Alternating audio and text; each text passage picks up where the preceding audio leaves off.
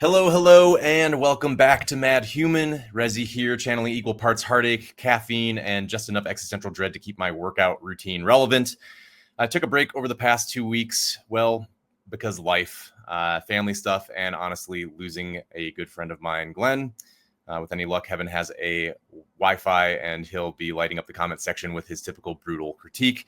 But let's flip the script and get back into this brave new frontier. Today's episode is a blazing AI flashback. 2 weeks in tech time is basically 40 years in dog years, and we're serving up all the takes: spicy, messy, possibly undercooked.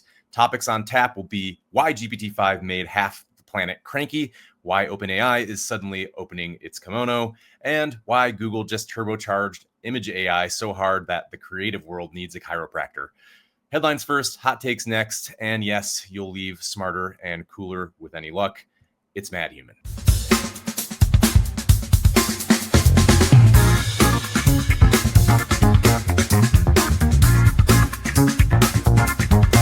All right, we're going to get right into the headlines here. And I know we got some catching up to do, but I do want to go back to 2 weeks ago when we had the release of GPT-5.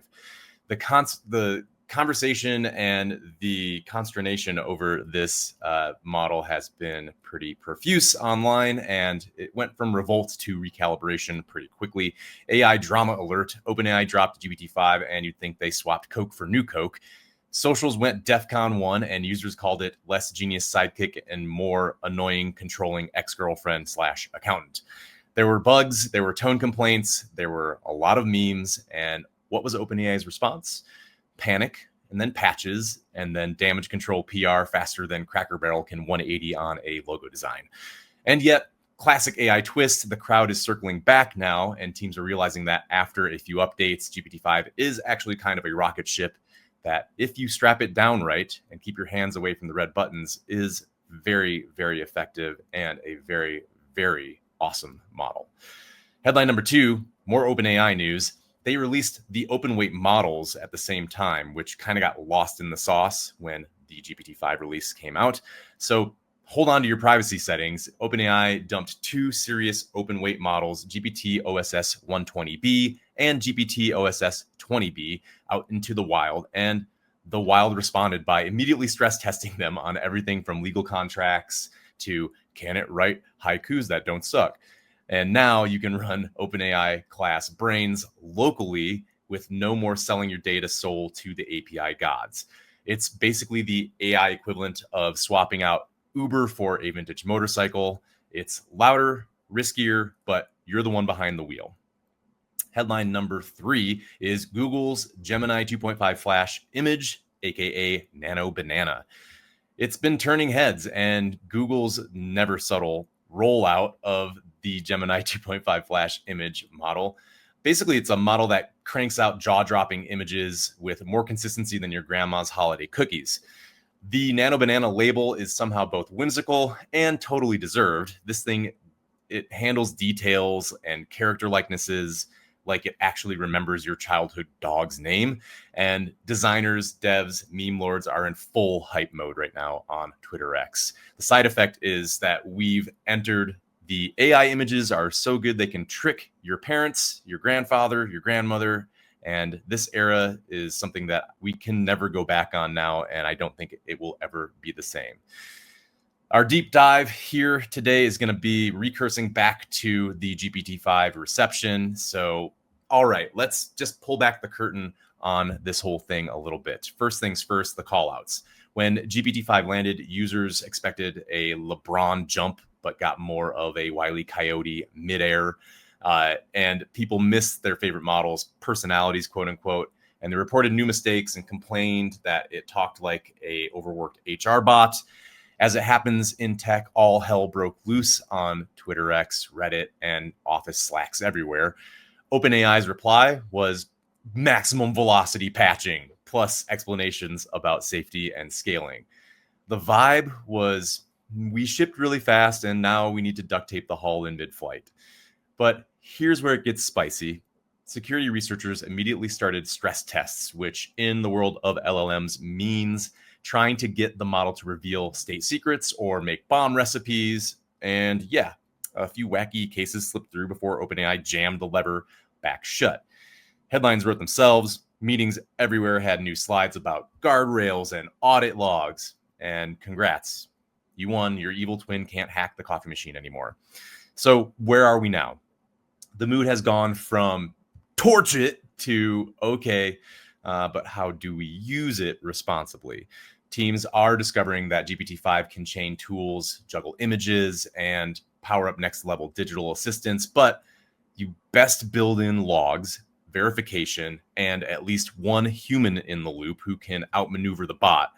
If you feed it clarity, you get superpowers. If you feed it chaos, buckle up. And what this means for business, especially small businesses, which is what we specialize here in helping with AI integrations at Eterna.ai, my company. 2 takeaways. 1, ownership and control just became non-negotiable. So with OpenAI's new open-weight GPT OSS models, you can finally run heavy-duty AI on your own turf.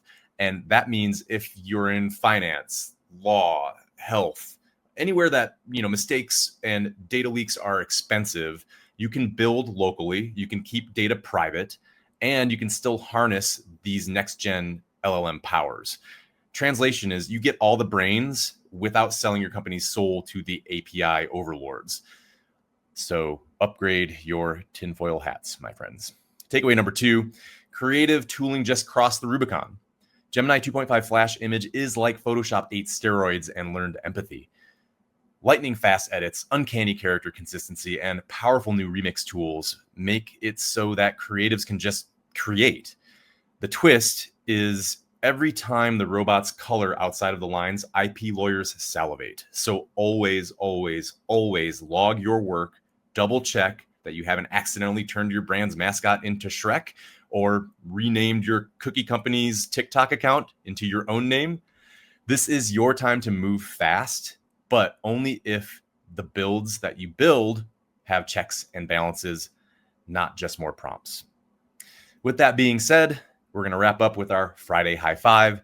Let's give you something to watch. Drag your eyes over to the OpenAI announcement / model card for the open weight models, GPT OSS.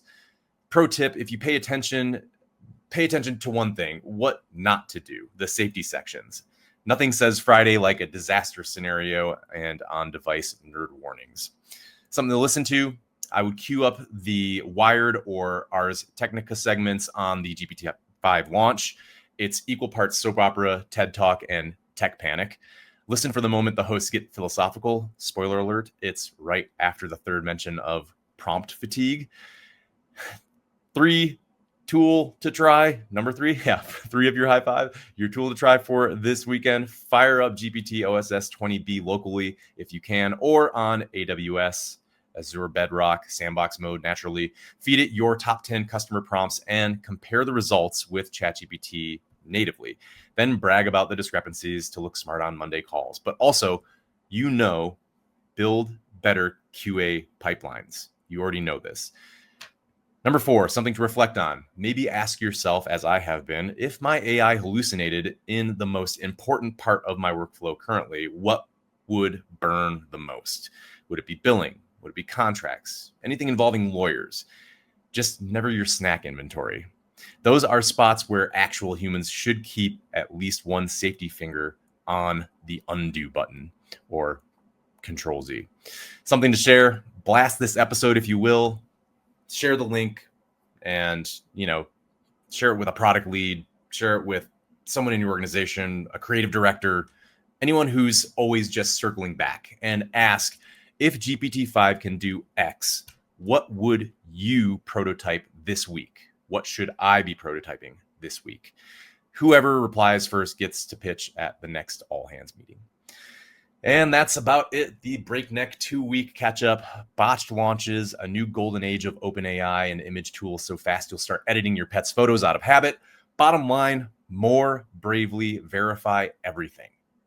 Prototype with intent and never send your AI out into the wild without a backup plan. Dry martini optional, snark required. Need the reading list, starter kit, or emotionally turbulent story of my training data? Email me at admin@eterna.ai, or you can DM me at Resiman on Twitter X or Instagram. And next week, we're going to be bringing in another guest and we'll get to that segment quickly on next week, Friday, talk about trades. I know I've been promising that, but our schedules have been conflicting. And like I said, I had some life events come up. So next week, promise you guys, we will get to that interview and we will talk about how AI is shaping the future in the roofing and home services industries. And I've got a great guest to talk about that subject with. So as always, speaking of how much time, it's been, I just want to say thanks for hanging in there with me and for watching this episode. And I promise if something like this comes up again in the future, I will give you a heads up as soon as I get a heads up myself. I know life takes some interesting turns and it can be pretty unpredictable. So we're all humans just kind of learning this stuff together in real time. So thank you for bearing with me. Speaking of time, that is our time for today. And again, as always, thank you for your time this time. Until next time, cheers.